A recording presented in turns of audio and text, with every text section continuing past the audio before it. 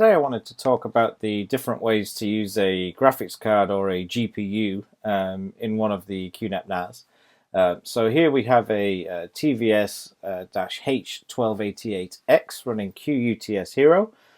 You can use the graphics card in quite a lot of the different NAS out there, so depending which NAS you're looking at, you can check the compatibility list, and we will always show you the different options. So if I was to search for the TVS-H1288X here in Google, I can go to that NAS itself, and then at the top we do have a compatibility option that will appear, so you can click on compatibility for that NAS, and it will pre-fill out all the fields for you in our compatibility list. It will automatically select the HDD category, but you can change this drop down to the GPU option, and then it will show you all the different GPUs that are compatible with that unit. Some of them will have special requirements, like they might need a more powerful power supply if that's what you want to use, but as you go down the list you've got lots of different options here. So the card that I'm using, I think, is this one here, the Gigabyte 1050 option with 4 gig of RAM. So that's the one that I've got inserted in the NAS. So you can go through and you can just pick which specific card you want to use, and there might be a little note that pops out for each one. So it tells you, for example, you can only use it in PCIe slot 1. So there's just little bits of helpful information there for you.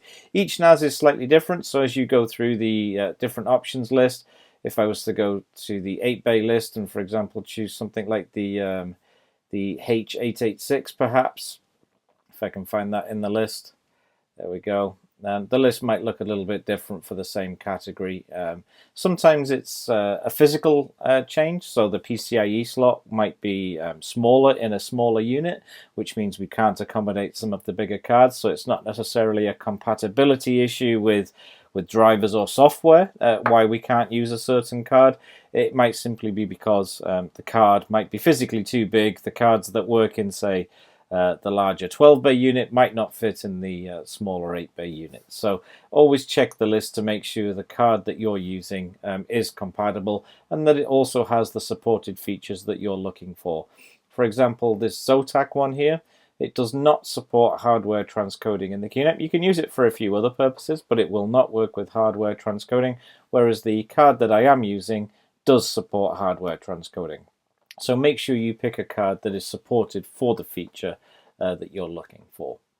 So if we go back to the unit itself, one way to check if everything's in and okay is you can click into the dashboard of the QNAP, it pops out, and over here on the expansion cards we can get a little bit of a summary about that card.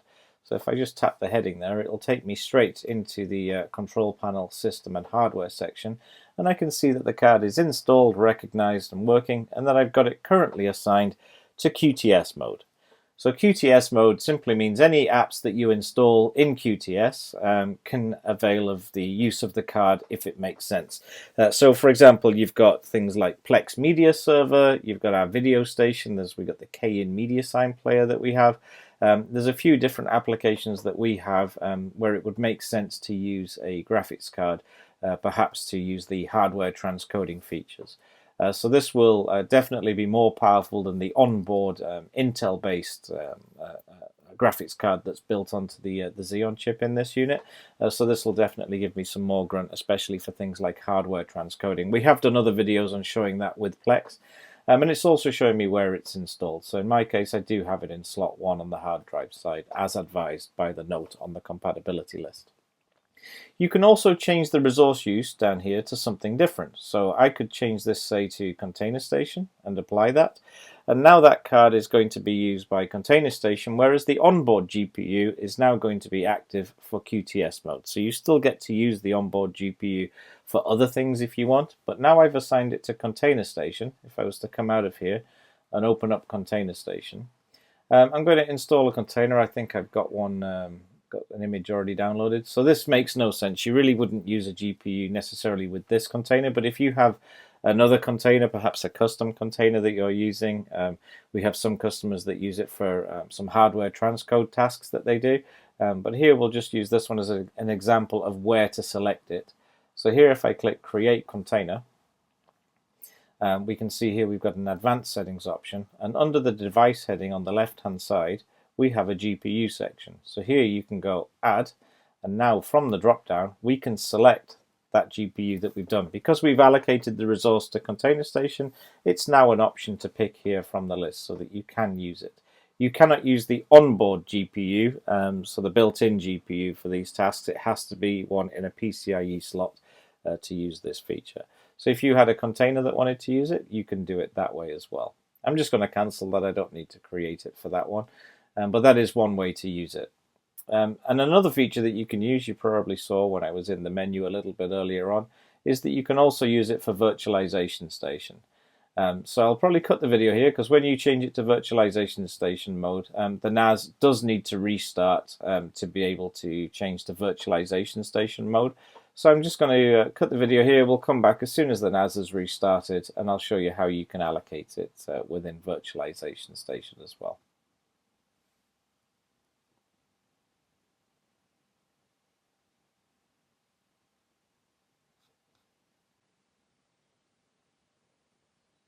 So now the NAS has finished restarting, and we can see that the resource use is set to Virtualization Station mode.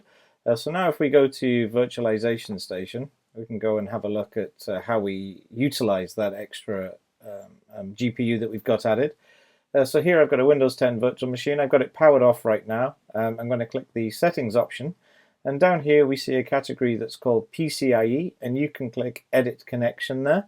So if I was to edit that connection, we can now see that the resource of that NVIDIA graphics card is now available to select. So I can tick the box, click OK, and it will add it as a GPU that's now assigned to that virtual machine. So if you wanted to use that virtual machine for maybe some gaming, video editing, things like that, you've now got a graphics card that's much more capable than a virtual adapter for doing those types of things. So that's how you would utilize it in Virtualization Station. So hopefully that gave you a little bit of a hint and a clue on how to use the GPU within a QNAP NAS. Again, we've got lots of different supported options for different GPUs. There's a lot of options on the list already. We're adding to it all the time as new GPUs become available. But yes, so just make sure that the GPU that you're selecting works in the NAS that you have. Not all the GPUs work in all the NAS. It may, as I said earlier, be a simple case of one of the more powerful GPUs simply will not physically fit in a smaller NAS, which is why it's not on the list. So you may need a bigger NAS if the GPU you want is more powerful, physically larger. You might need to go with a bigger NAS just to use it. If anybody has any questions or wants to see anything else for the GPU usage, please let me know and we'll see what we can do. And again, any questions, ask in the comments below and we'll get back to you as quick as we can. Thanks a lot. Bye.